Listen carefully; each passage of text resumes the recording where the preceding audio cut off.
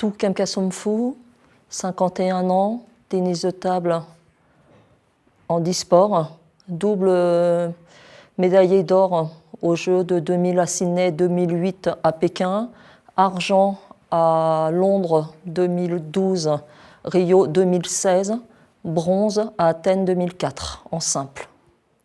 Lucas Mazur, 22 ans, para-badminton, double champion du monde 2017-2019, vice-champion du monde 2015 et 3 fois champion d'Europe.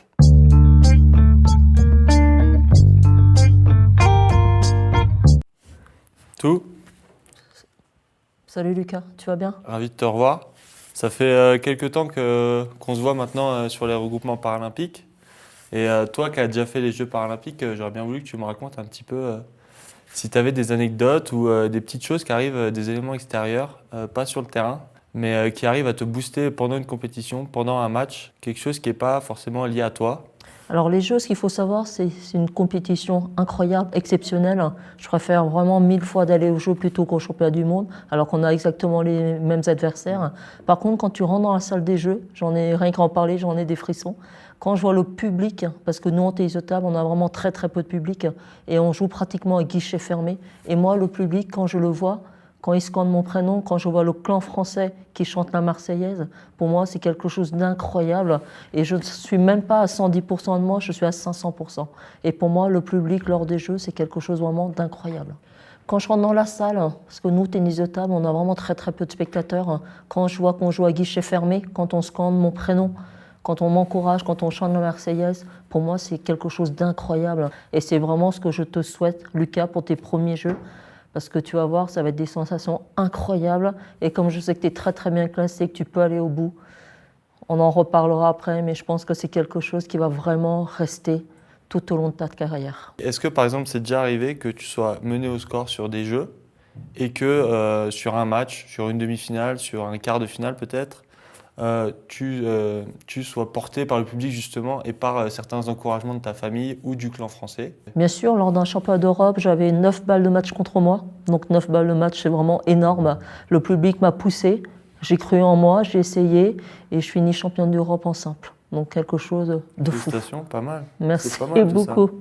Donc toi, Lucas, pour te qualifier pour tes premiers Jeux, qu'est-ce que tu as fait justement pour que ça bascule de ton côté? Parce que c'est vrai que le badminton, vous allez entrer pour Tokyo, Ouais, ça va être les exactement, premiers ça va être Jeux. la Et qu'est-ce que première tu as fois. fait tout au long de toutes ces saisons pour être très très bien classé au niveau mondial? Alors justement, j'ai pris la décision d'aller au Krebs de Bourges pour y retrouver mon entraîneur, Sandrine Bernard, qui est vraiment une femme très atypique. Elle veut entraîner nulle part ailleurs qu'à Bourges parce que c'est chez elle. Et justement, donc j'avais décidé de faire 2 ans avec elle, de 2016 à 2018. Et après, je devais aller sur l'INSEP, donc j'ai fait 8 mois à l'INSEP. Et en fait, je me suis rendu compte que mes résultats étaient en baisse et que du coup, j'ai décidé de retourner au Krebs de Bourges. Et c'est cette complicité que j'ai avec mon entraîneur qui a fait que j'ai repris un nouveau virage dans ma carrière. J'ai été capable de retrouver des sensations que j'avais perdues à l'INSEP et j'ai été capable de renverser des matchs. Notamment là, il y avait 3 semaines au Japon, il y avait le test event. J'étais mené, je crois, 12-3 au deuxième set, premier set que j'avais gagné lors d'une demi-finale.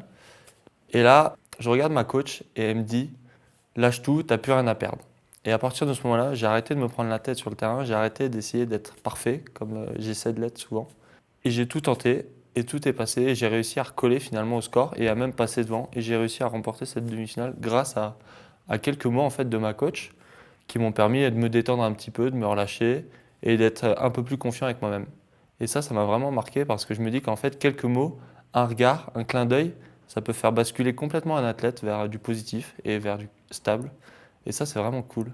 Et du coup, j'espère bien que je vais marquer les Jeux, parce que c'est la première fois. Mais j'essaie aussi de rester calme et de rester concentré sur ce que je dois faire au jeu et pas me laisser emporter par toutes ces étoiles qui brillent. Et est-ce que mentalement, tu t'es dit qu'un jour, si jamais elle n'était pas là pour X raisons, quelle sera ta réaction?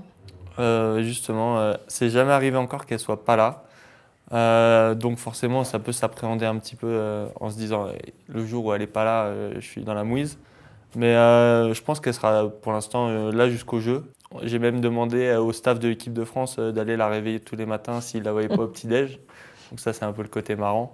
Mais je lui fais pleine confiance là-dessus et je sais que je pourrai toujours compter sur elle dans les bons moments comme dans les mauvais moments. Moi, ce que j'ai à te dire, Lucas, pour tes premiers jeux, fais-toi plaisir, lâche les chevaux et arrivera ce qu'il arrivera, mais je pense Ça que marche. vraiment tu vas bien tourner. Ok, merci tout. Rendez-vous au jeu, sur la plus belle marche, j'espère. J'espère. Ça marche. Tout en haut, mais bon, je serai toujours plus petite que toi, hein. Are you listening? Blaise. Damn.